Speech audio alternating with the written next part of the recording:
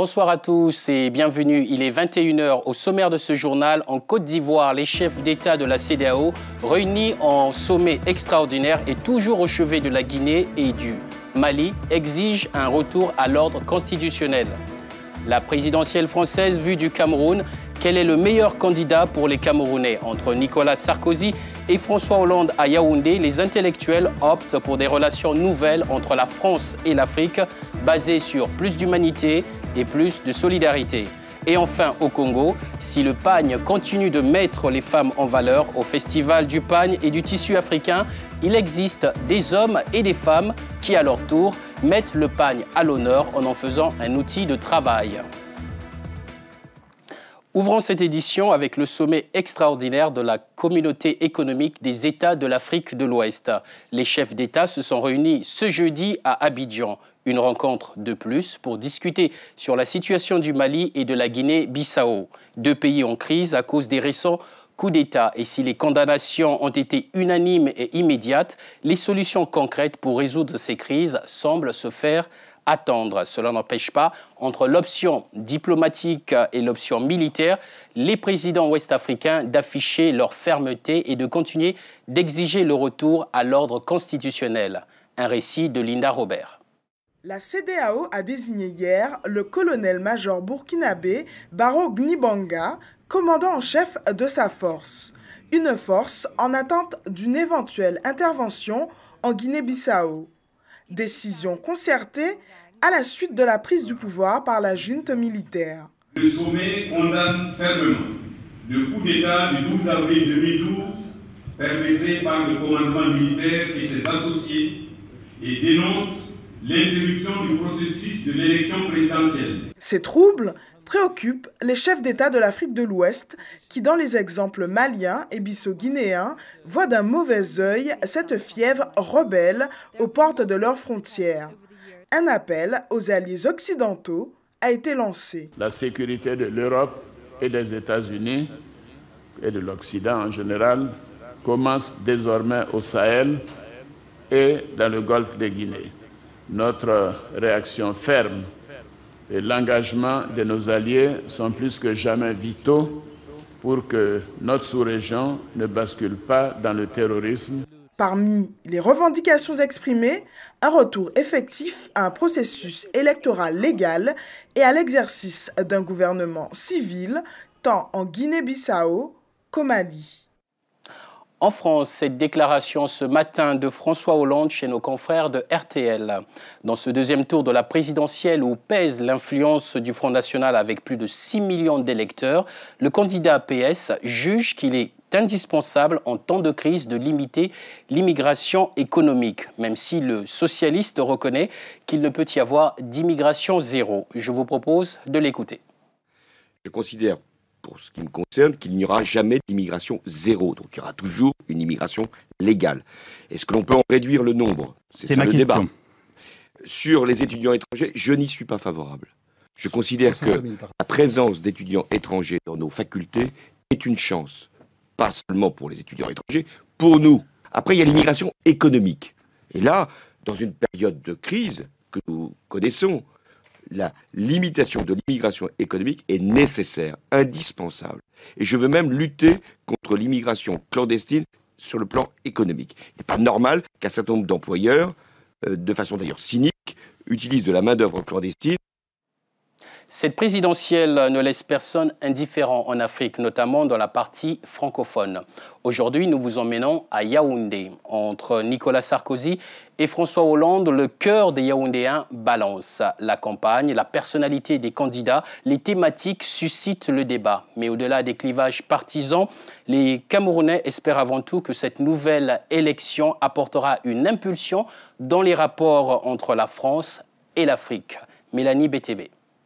Qui de François Hollande, arrivé en tête du premier tour de l'élection présidentielle en France, ou de Nicolas Sarkozy, le président sortant, remportera ce duel? Les Yaoundéens sont curieux. Partout où vous allez partir, vous allez trouver que c'est un grand rendez-vous que les Camerounais attendent, soit la radio, à travers la Radio France Internationale, soit la télévision, TF1, France 2, ils connaissent toutes les émissions politiques qui passent actuellement en France concernant cette élection-là. Je crois qu'en ce moment, c'est plutôt le candidat socialiste qui répond à peu près aux préoccupations des Africains, même si à un niveau, au niveau de la politique française, la droite et la gauche, parfois c'est bonnet blanc et blanc bonnet. À côté de ces Camerounais qui spéculent sur l'élection en France et dont les voix ne comptent pas, il y a ces autres dont la France est devenue aussi la patrie. Cette élection m'intéresse à plus d'un titre, parce que bien qu'étant au Cameroun, je reste très actif dans le contexte français. Depuis Yaoundé, beaucoup espèrent le changement des gens en France, mais aussi dans l'approche des relations entre la France et l'Afrique. Les Camerounais préféreraient que François Hollande, le candidat du Parti socialiste, devienne président de la République française aujourd'hui. Ce ne serait pas de dire qui de Hollande ou bien de Sarkozy, mais ce serait de dire que la politique française gagne en humanité, en solidarité, en générosité. N'allez pas croire qu'ici, tout le monde a le regard tourné vers la France en cette période électorale. Ils sont nombreux pour qui ces affaires franco-françaises n'ont aucun intérêt. Mais tout de même, on attend de savoir qui sera le 10e président de la 5e République en France, passé le 6 mai prochain. Au Sénégal, si la présidentielle fait désormais partie du passé, ce sont les promesses électorales qui se rappellent le bon souvenir du candidat Macky Sall. Qu'en est-il de la baisse des prix des produits de première nécessité? Qu'en est-il de la consolidation du pouvoir d'achat des Sénégalais? Des thèmes chers au nouveau président du Sénégal qui en avait fait son cheval de bataille.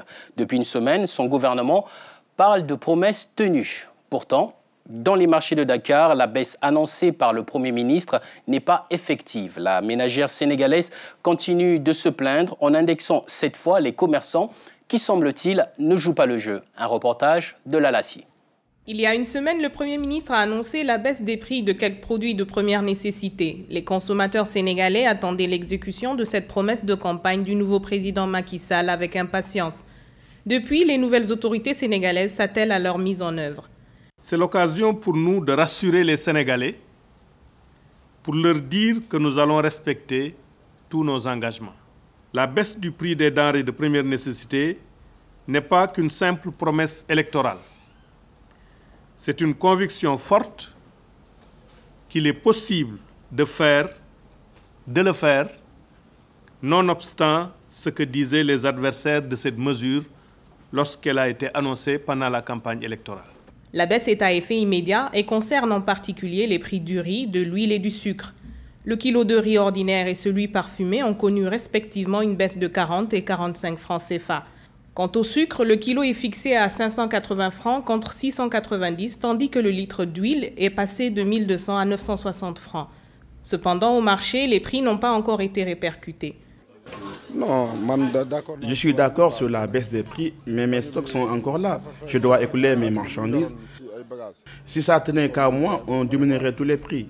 Nous sommes tous des Sénégalais et on doit être solidaires. Vraiment, le gouvernement a dit de diminuer les prix, mais pour le moment, les commerçants n'ont pas diminué. Tout coûte le même prix qu'avant. Le gouvernement sénégalais veut montrer sa ferme volonté politique d'atténuer le coût de la vie de ses citoyens. Il reste aux commerçants du pays de jouer leur partition. À Libreville, après un long bras de fer entre d'un côté la direction de l'Agence de régulation des communications électroniques et des postes et de l'autre les salariés, les deux protagonistes se sont assis aujourd'hui autour d'une table pour entamer un véritable dialogue et aussi enterrer la hache de guerre. Au centre du conflit social, la restructuration de l'agence. Et si désormais les délégués du personnel reconnaissent la volonté du gouvernement de poursuivre la restructuration, ils exigent que le processus se fasse dans le respect des lois et règlements en vigueur en République gabonaise. Ils se sont engagés à ramener la sérénité afin de garantir un climat social apaisé au sein de l'ARCEP. La direction, pour sa part, s'engage à procéder au règlement des primes et indemnités suspendues de novembre 2011 à février 2012. Des images de Joël Tatou. Et pour finir, un tour à Brazzaville avec le festival du pagne et du tissu africain qui s'est terminé aujourd'hui. Pendant 3 jours, des artistes du continent ayant comme matériau de travail le pagne traditionnel et moderne ont exposé leurs œuvres. Cette 3e édition était une nouvelle fois l'occasion d'échanges d'expériences. L'esprit du festival reste le même, promouvoir le pagne dans toute sa beauté, tout en résistant à l'influence des cultures étrangères. Un reportage de Boris Mietologa. Les artisans et artistes africains du 24 au 27 avril dernier dans la capitale congolaise ont fait la promotion du patrimoine culturel, des valeurs culturelles africaines et leur protection contre les influences culturelles étrangères. Tout ceci constitue la plus-value réalisée par la 3e édition du Festival du tissu et du pan-africain. Cette édition a réuni plusieurs artistes africains ayant pour base de travail le pan traditionnel ou moderne. Comment faire entendre la voix de notre diversité culturelle africaine dans le concert des nations? Comment transmettre à la postérité notre richesse constituée de nos traditions, de nos coutumes et nos savoir-faire? Son répertoire a été constitué principalement des conférences débats, ateliers, rencontres scientifiques. Le point d'orgue aura été l'exposition des objets et autres produits culturels africains fabriqués selon les spécificités culturelles des différents pays ayant pris part à ce festival. Fin de cette édition, je vous rappelle la principale information. En Côte d'Ivoire, les chefs d'État de la CEDEAO réunis en sommet extraordinaire et toujours au chevet du Mali et de la Guinée-Bissau exigent un retour à l'ordre constitutionnel. Merci de nous avoir suivis. Lundi, vous retrouverez la charmante Nidia Paliakara et dès jeudi, la douce Patricia Dreline que j'ai eu plaisir à remplacer ce soir. Tout de suite, le JT Sport avec Ahmed Parezo. Je vous souhaite un bon week-end. Prenez soin de vous.